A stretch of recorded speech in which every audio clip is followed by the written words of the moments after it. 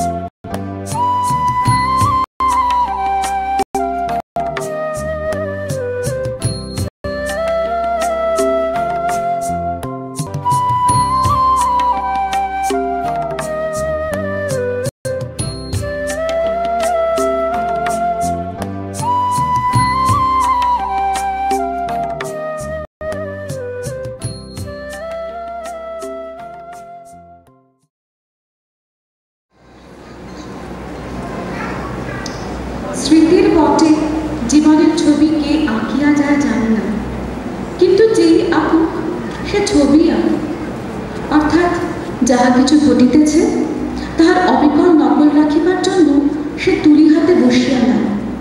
সে আপনার অভিরুচি অনুসারে কত কি ভাগ দেয়, কত কি রাখে, কত বড়কে ছোট করে, ছোটকে বড় করিয়া তোলে। সে আগের জিনিসকে পাছে এবং পাছের জিনিসকে আগে সাজাইতে বিন্দু মাত্র দ্বিধা করে না। বস্তুত তাহার কাজই ছবি আঁকা। স্বপন দুয়ার খুলে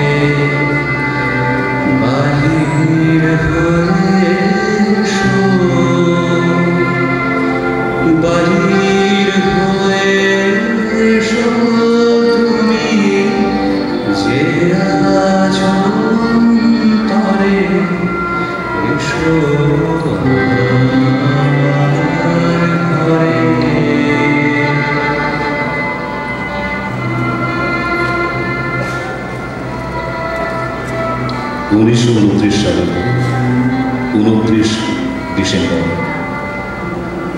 জোড়াসাঁকোর ঠাকুর পরিবারের নতুন বৌঠান কাদম্বরী দেবীর মৃত্যু 45 বছর পর।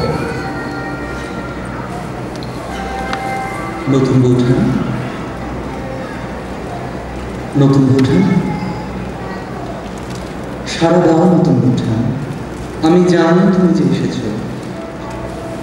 আমার ডাকে তুমি সাড়া না দিয়ে পারো? তুমি যে আমায় ঠিক চিনবে রবি।